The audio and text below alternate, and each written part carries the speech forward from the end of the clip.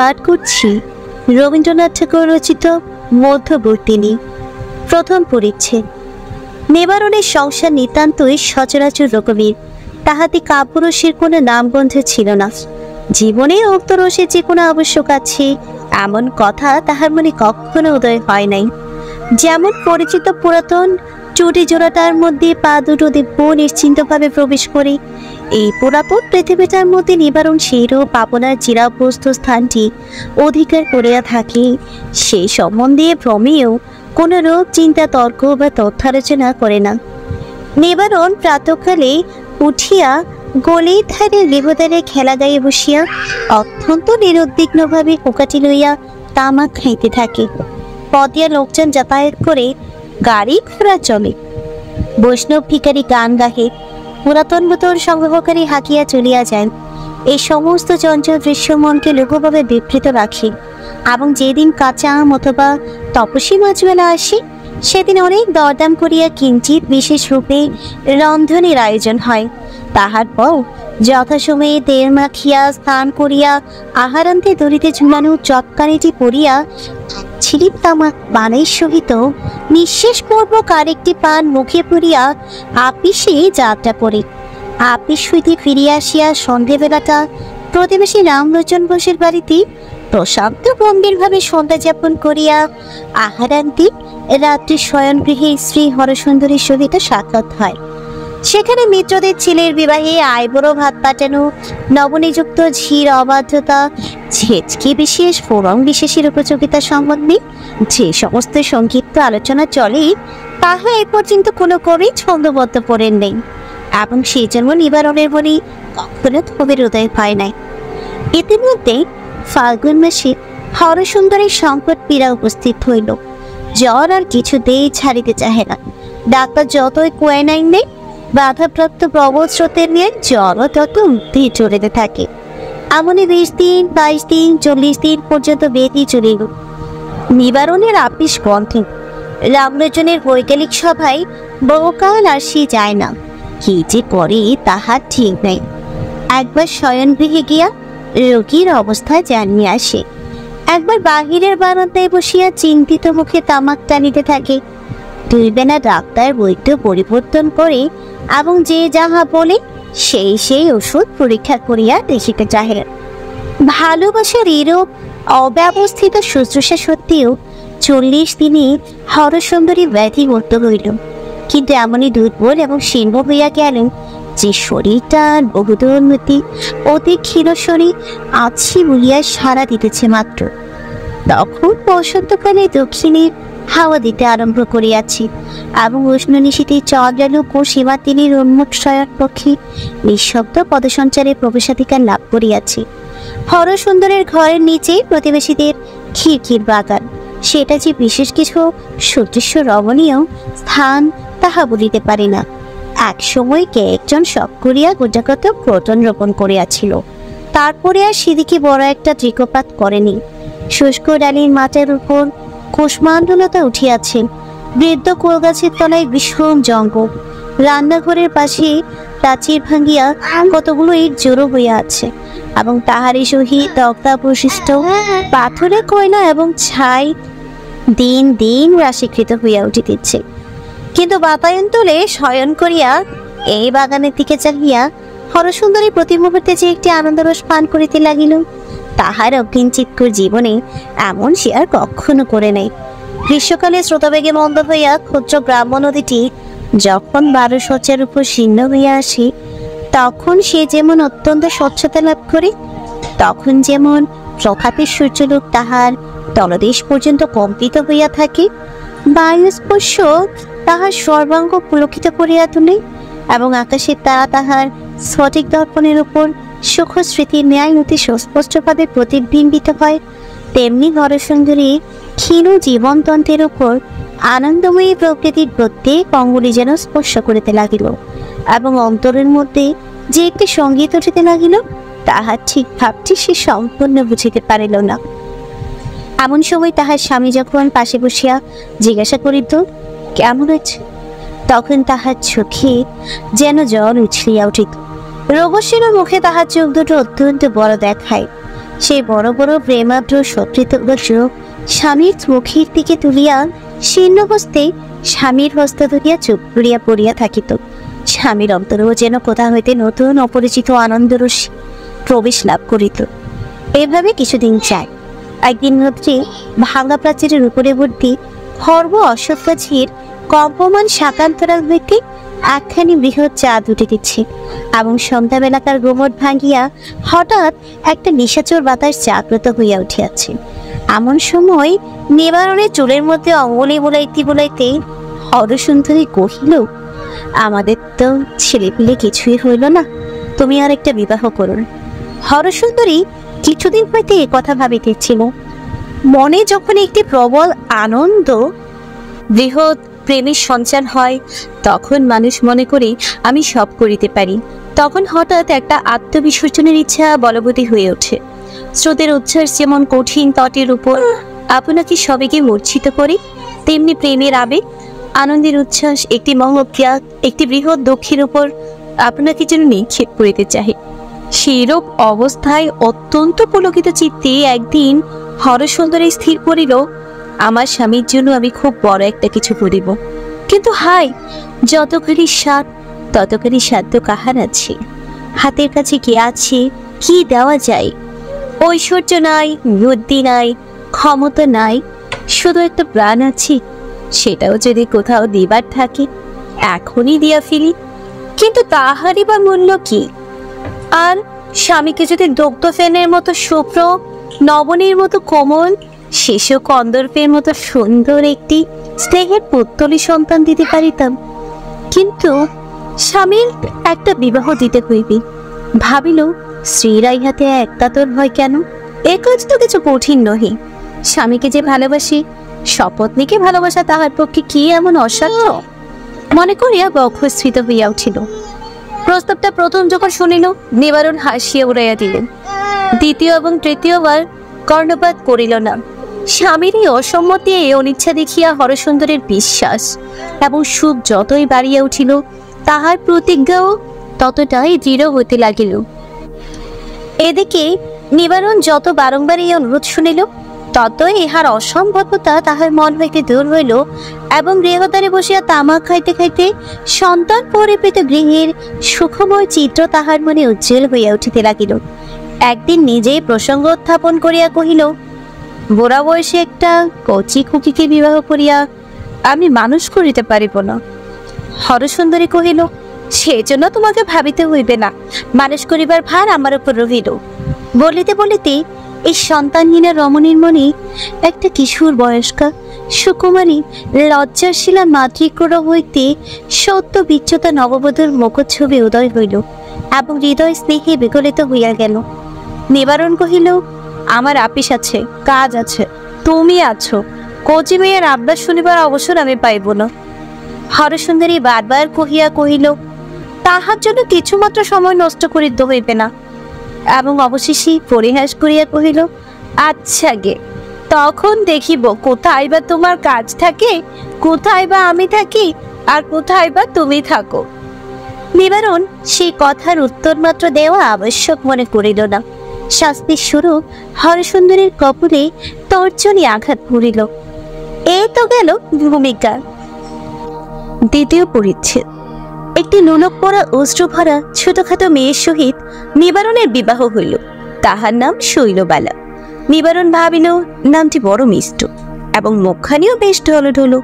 তাহার ভাবখানা, তাহার চেহারাখানি, তাহার চলাফেরা একটু বিশেষ মনোযোগ করিয়া চাহিয়া দেখিতে ইচ্ছে করে, কিন্তু সে আর কিছুতেই হয়ে ওঠে না। উল্টে এমন ভাব দেখাইতে হয় যে হয়তো এক ফোঁটা মেয়ে, উহাকে লইয়া তো বিষম বিপদে পড়িলাম। কোনো মতে পাশ কাটাইয়া আমার বয়সোচিত কর্তব্যক্ষেত্রের মধ্যে গিয়া পড়িলেই যেন পরিত্রাণ পাওয়া যায়। হরসুন্দরী নিবারণের এই বিষম বিপদগ্রস্ত ভাব দেখিয়া মনে মনে বড় আমোদ বোধ করিত। একদিন হাত চাপিয়া ধরিয়া বলিত, আহা, বাধা কোথায়? ওইটুকু মেয়ে, ও তো আর তোমাকে খাইয়া ফেলিবে না। নিবারণ দ্বিগুণ শশব্যস্ত ভাব ধারণ করিয়া বলিত, আরে রস্য রস্য, আমার একটু বিশেষ কাজ আছে, বলিয়া যেন পালাইবার পথ পাইত না। হরসুন্দরী হাসিয়া দ্বার আটক করিয়া বলিত, আজ ফাঁকি দিতে পারিবে না। অবশেষে নিবারণ নিতান্তই নিরুপায় হইয়া কাতরভাবে বসিয়া পড়িত। হরসুন্দরী তাহার কানের কাছে বলিত, আহা, পরের মেয়েকে ঘরে আনিয়া অমন হতশ্রদ্ধা করিতে নাই। এই বলিয়া শৈলবালা সে বসাইয়া দিত এবং জোর করিয়া ঘুমটা খুলিয়া ও চিবুক ধরিয়া তাহার আনত মুখ তুলিয়া নিবারণকে বলিত, আহা, কেমন চাঁদের মতো মুখখানি, দেখো দেখি। কোনদিন বা উভয়কে ঘরে বসাইয়া কাজ আছে বলিয়া উঠিয়া যাইত এবং বাহির হইতে ঝড়াত করিয়া দরজা বন্ধ করিয়া দিত। নিবারণ নিশ্চয় জানিত দুটো কৌতূহলী চক্ষু কোনো না কোনো চিত্রে সংলগ্ন হইয়া আছে। অতিশয় উদাসীন ভাবে পাশ ফিরিয়া নিদ্রার উপক্রম করিত। শৈলবালা ঘুমটা টানিয়া কুটিসুটি মারিয়া মুখ ফিরাইয়া টিকুনের মধ্যে মিলাইয়া থাকিত। অবশেষে হরসুন্দরী নিতান্ত না পারিয়া হাত ছাড়িয়া দিল, কিন্তু খুব বেশি দুঃখিত হইল না। হরসুন্দরী যখন হাল ছাড়িল তখন স্বয়ং নিবারণ হাল ধরিল। এই বড় কৌতূহল, এই বড় রহস্য। এক টুকরো হীরক পাইলে তাহাকে নানাভাবে না দিক ফিরাইয়া দেখিতে ইচ্ছে করে। আর এই একটা ক্ষুদ্র সুন্দর মানুষের মন বড়ই অপূর্ব। ইহাকে কত রকম করিয়া স্পর্শ করিয়া, সোহাগ করিয়া, অন্তরাল হইতে, সম্মুখ হইতে, পার্শ্ব হইতে দেখিতে হয়। কখনো একবার কানের দুলে তুল দিয়া, কখনো ঘুমটা একটুখানি টানিয়া তুলিয়া, কখনো বিদ্যুতের মতো সহসা সচকিতে, কখনো নক্ষত্রের মতো দীর্ঘকাল এক দৃষ্টে নবনব সৌন্দর্যের সীমা আবিষ্কার করিতে হয়। ম্যাকমোরান কোম্পানির অফিসের হেডবাবু শ্রীযুক্ত নিবারণ চন্দ্রের অদৃষ্টে এমন অভিজ্ঞতা ইতিপূর্বে হয় নাই। সে যখন প্রথম বিবাহ করিয়াছিল তখন বালক ছিল, যখন যৌবন লাভ করিল তখন স্ত্রী তাহার নিকট চিরপরিচিত, বিবাহিত জীবন চিরাভ্যস্ত। হরসুন্দরীকে অবশ্যই সে ভালোবাসিত, কিন্তু কখনোই তাহার মনে ক্রমে ক্রমে প্রেমের সচেতনতা সঞ্চার হয়নি। একবার পাকা আম্রের মধ্যে যে পতঙ্গ জন্মলাভ করিয়াছে, যাহাকে কোনো কালে রস সন্মিশ্রণ করিতে হয় নাই, অল্পে অল্পে রসাস্বাদ করিতে হয় নাই, তাহাকে একবার বসন্তকালের বিকশিত পুষ্পবনের মধ্যে ছাড়িয়ে দেওয়া হোক দেখি। বিকচোন্মুখ গোলাপের রাতখোলা মুখটির কাছে ঘুরিয়া ঘুরিয়া তাহার কি আগ্রহ! এইটুকু যে সৌরভ পায়, একটুকু যে মধুর আস্বাদ লাভ করে, তাহাতে তাহার কি নেশা! নিবারণ প্রথমটা কখনো বা একটা গাউন পরা কাচির পুতুল, কখনো বা এক শিশি আসান্স, কখনো বা কিছু মিষ্টদ্রব্য কিনিয়া আনিয়া শৈলবালাকে গোপনে দিয়া যাইত। এমন করিয়া একটুখানি ঘনিষ্ঠতার সূত্রপাত হয়। অবশেষে কখন একদিন হরসুন্দরীর গৃহকার্যের অবকাশে আসিয়া দ্বারের ছিটো দিয়া দেখিল নিবারণ এবং শৈলবালা বসিয়া কড়ি লইয়া 10-25 খেলিতেছে। বড় বয়সের এই খেলা বটে। নিবারণ সকালে আহারাদি করিয়া যেন আপিসে বাহির হইল, কিন্তু আপিসে না গিয়া অন্তঃপুরে প্রবেশ করিয়াছে। এই প্রবঞ্চনা কি আবশ্যক ছিল? হঠাৎ একটা জ্বলন্ত বজ্র শলাকা দিয়া কে যেন হরসুন্দরীর চোখ খুলিয়া দিল। সে তীব্র তাপে চোখের জল বাষ্প হইয়া শুকাইয়া গেল। হরসুন্দরী মনে মনে কহিল, আমি তো ভাগে ঘরে আনিলাম, আমি তো মিলন করিয়া দিলাম, তবে আমার সঙ্গে এমন ব্যবহার কেন? যেন আমিও হাতের সুখের কাটা। হরসুন্দরী শৈলবালাকে গৃহকার্য শিখাইত। একদিন নিবারণ মুখ ফুটিয়া বলিল, ছেলে মানুষ, উহাকে তুমি বড় বেশি পরিশ্রম করে আছো, উহার শরীর তেমন সবল নহে। বড় একটা তীব্র উত্তর হরসুন্দরীর মুখের কাছে আসিয়াছিল, কিন্তু কিছু বলিল না, চুপ করিয়া গেল। সে অব্দি বউকে কোনো গৃহকার্যে হাত দিতে দিত না। রাধাবাড়া দেখাশোনা সমস্ত কাজ নিজেই করিত। এমন হইল শৈলবালা আর নড়িয়া বসিতে পারে না। হরসুন্দরী দাসীর মতো তাহার সেবা করে এবং স্বামী বিদূষকের মতো তাহার মনোরঞ্জন করে। সংসারের কাজ করা, পরের দিকে তাকানো যে জীবনের কর্তব্য, এই শিক্ষাই তাহার হইল না। হরসুন্দরী যে নীরবে দাসীর মতো কাজ করিতে লাগিল, তাহার মধ্যে ভারী একটা গর্ব আছে, তাহার মধ্যে ন্যূনতা এবং দীনতা নেই। সে কহিল, তোমরা 2 শিশুতে মিলিয়া খেলা করো, সংসারের সমস্ত ভার আমি লইলাম। 3য় পরিচ্ছেদ। হায়, আজ কোথায় সে বল, যে বলে হরসুন্দরী মনে করিয়াছিল স্বামীর জন্য চিরজীবনকাল সে আপনার প্রেমের দাবির অর্ধেক অংশ অকাতরেই ছাড়িয়ে দিতে পারিবে। হঠাৎ একদিন পূর্ণিমার রাত্রে জীবনে যখন জোয়ার আসে, তখন 2 কূল প্লাবিত করিয়া মানুষ মনে করে আমার কোথাও সীমা নাই।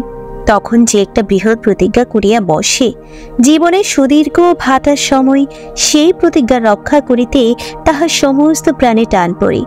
হঠাৎ ওই সূর্যের দিনই লেখনীর এক আছরে যে দানপত্র লিখিয়া দেয়, চির দারিদ্র্যের দিনে পলে পলে তিল তিল করিয়া তাহা শোধ করিতে হয়। তখন বোঝা যায় মানুষ বড় দীন, হৃদয় বড় দুর্বল, তাহার ক্ষমতা অতি যৎ সামান্য। দীর্ঘ রোগাবাসানি ক্ষীণ রক্তহীন পাণ্ডু কলেবরে হরসুন্দরী সেদিন শুক্ল দ্বিতীয়া চাঁদের মতো একটা শীর্ণ রেখা মাত্র ছিল। সংসারে নিতান্ত লঘু হইয়া ভাসিতেছিল। মনে হইয়াছিল আমার যেন কিছুই না হইলেই চলে। ক্রমে শরীর বলি হইয়া উঠিল, রক্তের তেজ বাড়িতে লাগিল। তখন হরসুন্দরীর মনে কোথা হইতে একদল শরিক আসিয়া উপস্থিত হইল। তাহারা উচ্চস্বরে কহিল, তুমি তো ত্যাগপত্র লিখিয়া বসিয়া আছো, কিন্তু আমাদের দাবি আমরা ছাড়িব না। হরসুন্দরী যেদিন প্রথম পরিষ্কার রূপে আপন অবস্থা বুঝিতে পারিল, সেদিন নিবারণ ও শৈলবালাকে আপন শয়ন গ্রহ ছাড়িয়া দিয়া ভিন্ন গৃহে একাকিনী গিয়া শয়ন করিল। 8 বছর বয়সে বাসররাত্রে যে শয্যায় প্রথম শয়ন করিয়াছিল, আজ 27 বৎসর পরে সেই শয্যা ত্যাগ করিল। প্রদীপ নিভাইয়া দিয়া এই সধবা রমণী যখন অসহ্য হৃদয় ভার লইয়া তাহার নতুন বৈধব্য শয্যার উপরে আসিয়া পড়িল, তখন গলির অপর প্রান্তে একজন শৌখিন যুবা বেহাগ রাগিনীতি মালিনীর গান গাইতেছিল, আর একজন বায়া তবলার সঙ্গত করিতেছিল, এবং শ্রোত বন্ধুগণ সমীর কাছে হা হা করিয়া চিৎকার করিয়া উঠিতেছিল। তাহার সেই গান সেই নিস্তব্ধ জ্যোৎস্নারাত্রে পার্শ্বের ঘরে মন্দ শুনাইতেছিল না। তখন বালিকা শৈলবালার ঘুমে চোখ ঢুলিয়া পড়িতেছিল, আর নিবারণ তাহার কানের কাছে মুখ রাখিয়া ধীরে ধীরে ডাকিতেছিল, সই। লোকটা ইতিমধ্যে বঙ্কিমবাবু চন্দ্রশেখর পড়িয়া ফেলিয়াছে, এবং 2-1 আধুনিক কবির কাব্য শৈলবালাকে পড়িয়া শুনাইয়াছে। নিবারণের জীবনের নিম্নস্তরে যে একটি যৌবন উৎস বারবার চাপা পড়িয়াছিল, আঘাত পাইয়া হঠাৎ বড় অসময়েই তাহা উচ্ছ্বসিত হইয়া উঠিল। কেহই সেজন্য প্রস্তুত ছিল না। এই হেতু অকস্মাৎ তাহার বুদ্ধিশুদ্ধি এবং সংসারের সমস্ত বন্দোবস্ত উল্টাপাল্টা হইয়া গেল। সে বেচারা কোনো কালে জানিতই না মানুষের ভেতরেই এমন সকল উপদ্রবজনক পদার্থ থাকে, এমন সকল দুর্দাম দুরন্ত শক্তি, যাহা সমস্ত হিসাব কিতাব শৃঙ্খলা সামঞ্জস্য একেবারে 9-6 করিয়া দেয়। কেবল নিবারণ নহে, হরসুন্দরীও একটা নতুন বেদনার পরিচয় পাইল। এই কিসের আকাঙ্ক্ষা, এই কিসের দুঃসহ যন্ত্রণা। মন এখন যাহা চায়, কখনো তো তাহা চাহিও নেই, কখনো তো তাহা পায়ও নাই। যখন ভদ্রভাবে নিবারণ নিয়মিত আপিসে যাইত, যখন নিদ্রার পূর্বে কিয়ৎকালের জন্য গয়লার হিসাব, দ্রব্যের মহার্ঘতা এবং লৌকিকতার কর্তব্য সম্বন্ধে আলোচনা চলিত, তখন তো এই অন্তর্বিপ্লবের কোনো সূত্রপাত মাত্র ছিল না। ভালোবাসি তো বটে, কিন্তু তাহার তো কোনো উজ্জ্বলতা, কোনো উত্তাপ ছিল না। সেই ভালোবাসা অপ্রজ্বলিত ইন্ধনের মতো ছিল মাত্র। আজ তাহার মনে হইল জীবনের সফলতা হইতে যেন চিরকালকে তাহাকে বঞ্চিত করিয়া আসিয়াছে।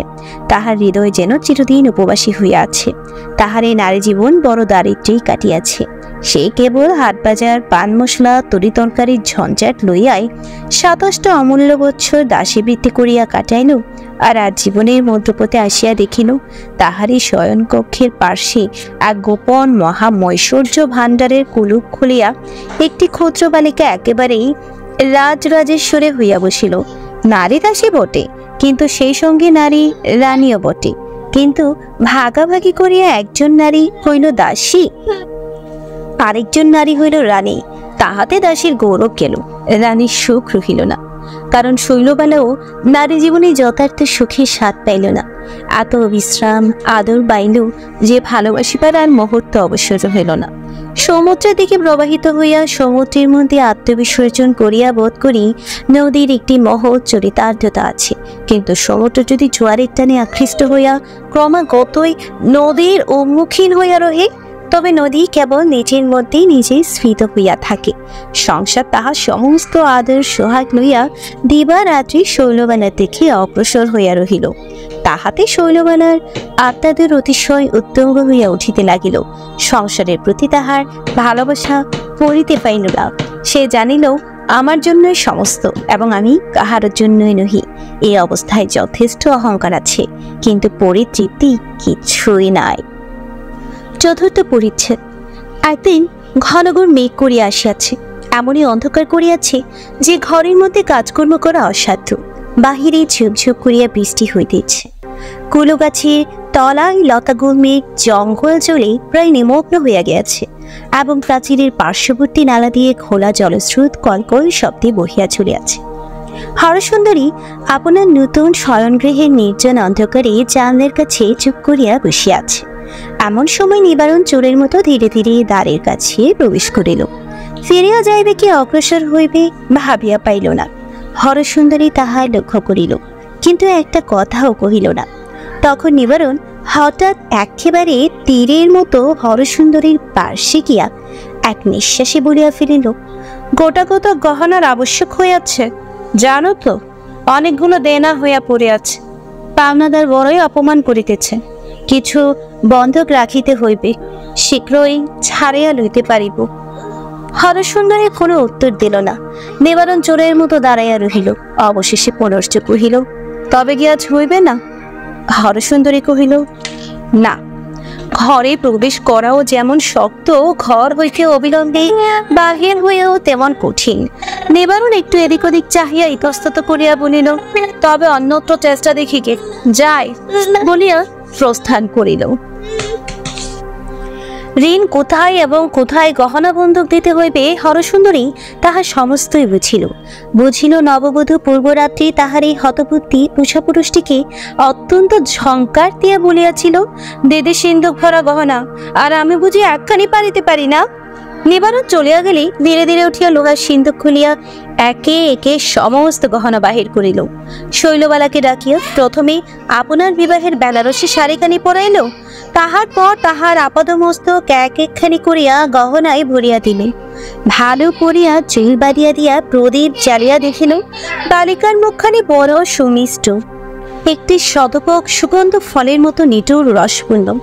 শৈলবালা যখন ঝমঝম শব্দ করিয়া চলিয়া গেল, সেই শব্দ বহুক্ষণ ধরিয়া হরসুন্দরীর শিরার রক্তের মধ্যে ঝিমঝিম করিয়া বাজিতে লাগিল।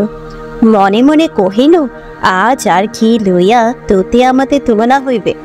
কিন্তু এক সময় আমারও তো ওই বয়স ছিল, আমিও তো অমনি যৌবনের শেষ রেখা পর্যন্ত ভরিয়া উঠিয়াছিলাম। তবে আমাকে সে কথা কেহ জানাই নাই কেন? কখন সেদিন আসিল এবং কখন সেদিন গেল তাহা একবার সংবাদও পাইলাম না। কিন্তু কি গর্বে, কি গৌরবে, কি তরঙ্গ তুলিয়া শৈলবালা চলিয়াছে। হরসুন্দরী যখন কেবলমাত্র ঘরকান্নায় জানিত, তখনই গহনাগুলো তাহার কাছে কত দামি ছিল। তখন কি নির্বোধের মতো এই সমস্ত এমন করে এক মুহূর্তে হাতছাড়া করিতে পারিত? এখন ঘরকান্না ছাড়া আর একটা বড় কিসের পরিচয় পাইয়াছে। এখন গহনার দাম, ভবিষ্যতের হিসাব সমস্ত তুচ্ছ হইয়া গিয়াছে। আর শৈলবালা সোনামানিক ঝকমক করিয়া শয়ন গৃহে চলিয়া গেল। একবার মুহূর্তের তরে ভাবিলও না হরসুন্দরী তাহাকে কতখানি দিল। সে জানিল চতুর্দিক হইতে সমস্ত সেবা, সমস্ত সম্পদ, সমস্ত সৌভাগ্য স্বাভাবিক নিয়মে তাহার মধ্যে আসিয়াই পরিসমাপ্ত হইবে, কারণ সে হইল শৈলবালা, সে হইল সই। পঞ্চম পরিচ্ছেদ। এক একজন লোক স্বপ্নাবস্থায় নির্ভীকভাবে অত্যন্ত সংকটের পথ দিয়া চলিয়া যায়, মুহূর্তমাত্র চিন্তা করে না।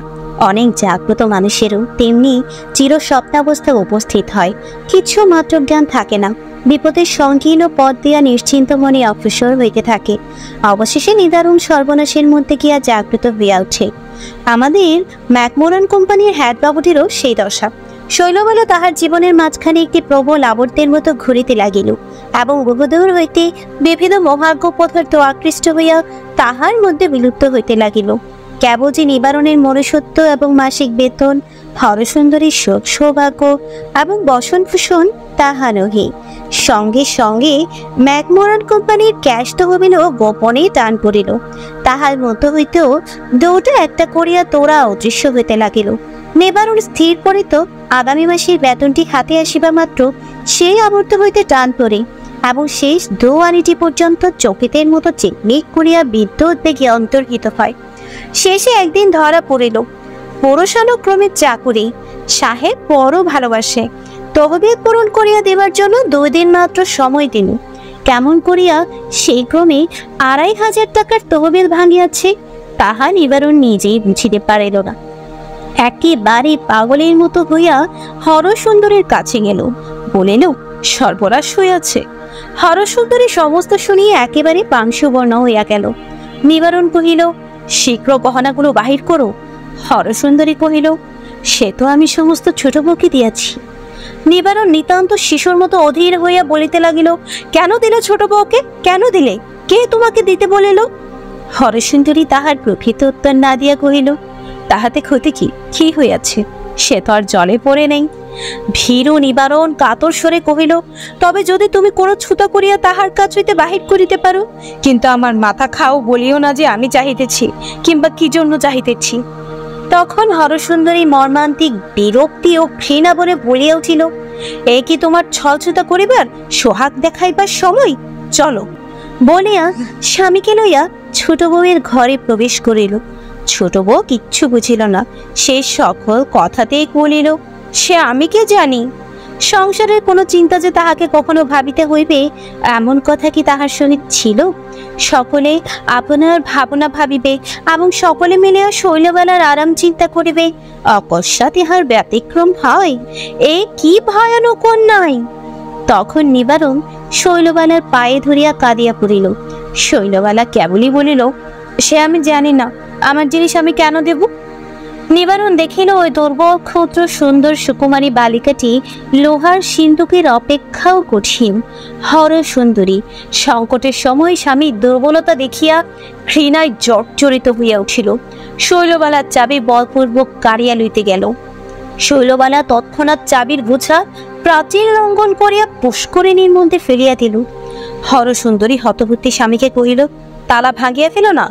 শৈলবালা প্রশান্ত মুখে বলিল, তাহা হইলে আমি গলায় দড়ি দিয়া মরিব। নিবারণ কহিল, আমি আরেকটা চেষ্টা দেখিয়েছি বলিয়া এলোথেলো বেশে বাহির হইয়া গেল। নিবারণ 2 ঘন্টার মধ্যে পৈতৃক বাড়ি 2500 টাকায় বিক্রয় করিয়া আসিল। বহু কষ্টে হাতে বেরিটা বাঁচিল, কিন্তু চাকরি গেল। স্থাবর জঙ্গমের মধ্যে রহিল কেবল 2টো মাত্র স্ত্রী। তাহার মধ্যে ক্লেশকাতর বালিকার স্ত্রীটি গর্ভবতী হইয়া নিতান্ত স্থাবর হইয়াই পড়িল। গোলের মধ্যে একটা ছোট স্যাঁতসেঁতে বাড়িতে এই ক্ষুদ্র পরিবার আশ্রয় গ্রহণ করিল। 6ষ্ঠ পরিচ্ছেদ। ছোট বউয়ের অসন্তোষ এবং অসুখের আর শেষ নাই। সে কিছুতেই বুঝিতে চায় না যে তাহার স্বামীর ক্ষমতা নাই। ক্ষমতা নাই যদি তো বিবাহ করিল কেন? ওপরের তলায় কেবল 2টো মাত্র ঘর। একটি ঘরে নিবারণ ও শৈলবালার শয়ন গৃহ, আর একটি ঘরে হরসুন্দরী থাকে। শৈলবালা খুঁতখুত করিয়া বলে, আমি দিন রাত্রি শোবার ঘরে কাটাইতে পারি না। নিবারণ মিথ্যে আশ্বাস দিয়া বলিল, আমি আর একটা ভালো বাড়ির সন্ধানে আছি, শীঘ্র বাড়ি বদল করিব। শৈলবালা বলিত, কেন, ওই তো পাশে আরেকটা ঘর আছে। শৈলবালা তাহার পূর্ব প্রতিবেশিনীদের দিকে কখনো মুখ তুলিয়া চাহে নাই। নিবারণের বর্তমান দুরবস্থায় ব্যথিত হইয়া তাহারা একদিন দেখা করিতে আসিল। শৈলবালা ঘরে খিল দিয়া বসিয়া রহিল, কিছুতেই দ্বার খুলিল না। তাহারা চলিয়া গেলে রাগিয়া কাঁদিয়া উপবাস থাকিয়া হিস্টেরিয়া করিয়া পাড়া মাথায় করিল। এমন তোর উৎপাত প্রায় ঘটিতে লাগিল। অবশেষে শৈলবালার শারীরিক সংকটের অবস্থার গুরুতর পীড়া হইল, এমনকি গর্ভপাত হইবার উপক্রম হইল। নিবারণ হরসুন্দরীর 2 হাত ধরিয়া বলিল, তুমি শৈলকে বাঁচাও। হরসুন্দরী দিন রাত্রি নাই শৈলবালার সেবা করিতে লাগিল। 3 মাত্র ত্রুটি হইলে শৈল তাহাকে দুর্বাক্য বলিত, সে একটি উত্তর মাত্র করিত না। শৈল কিছুতেই সাগু খাইতে চাহিত না, বাটি সত্য ছুড়িয়া ফেলিত। জ্বরের সময় কাঁচা আমের অম্বল দিয়া ভাত খাইতে চাহিত, না পাইলে রাগিয়া কাঁদিয়া অনর্থপাত করিত। হরসুন্দরী তাহাকে লক্ষ্মী আমার, বোন আমার, দিদি আমার বলিয়া শিশুর মতো ভুলাইতে চেষ্টা করিত, কিন্তু শৈলবালা বাঁচিল না। সংসারের সমস্ত সোহাগ আদর লইয়া পরম অসুখী ও অসন্তোষী বালিকার ক্ষুদ্র অসম্পূর্ণ ব্যর্থ জীবন নষ্ট হইয়া গেল। 7ম পরিচ্ছেদ। নিবারণের প্রথমে খুব একটা আঘাত লাগিল, পরক্ষণে দেখিল তাহার একটি মস্ত বাঁধন ছিঁড়িয়া গিয়াছে। সুখের মধ্যে হঠাৎ তাহার একটি মুক্তির আনন্দ বোধ হইল। হঠাৎ মনে হইল এতদিন তাহার বুকের উপর একটা দুঃস্বপ্ন চাপিয়া ছিল। চৈতন্য হইয়া মুহূর্তের মধ্যে জীবন তীরতিশয় লক্ষ্য হইয়া গেল।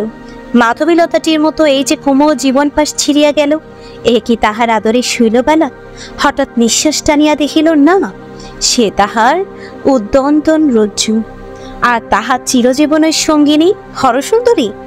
দেখিলে সে তো তাহার সমস্ত সংসার একাকিনী অধিকার করিয়া তাহার জীবনের সমস্ত সুখ দুঃখের স্মৃতি মন্দিরের মাঝখানে বসিয়া আছে। কিন্তু তবু মধ্যে একটা বিচ্ছেদ, ঠিক যেন একটি ক্ষুদ্র উজ্জ্বল নিষ্ঠুর ছুরি আসিয়া একটা হৃৎপিণ্ডের দক্ষিণ এবং বাম অংশের মাঝখানে বেদনাপূর্ণ বিদারণ রেখা টানিয়া দিয়া গেছে। একদিন গভীর রাত্রে সমস্ত শহর যখন নিদ্রিত, নিবারণ ধীরে ধীরে হরসুন্দরীর নিভৃত শয়নকক্ষে প্রবেশ করিল। নীরবে সেই পুরাতন নিয়ম মতো সেই পুরাতন শয্যার দক্ষিণ অংশ গ্রহণ করিয়া শয়ন করিল। কিন্তু এবার তাহার সে চির অধিকারের মধ্যে চোরের মতো প্রবেশ করিল। হরসুন্দরীও একটি কথা বলিল না, নিবারণও একটি কথা বলিল না। ওহারা পূর্বে যেরূপ পাশাপাশি শয়ন করিত, এখনো সেরূপ পাশাপাশি শুইল, কিন্তু ঠিক মাঝখানে একটি মৃত বালিকা শুইয়া রহিল। তাহাকে কেহ লঙ্ঘন করিতেই পারিল না।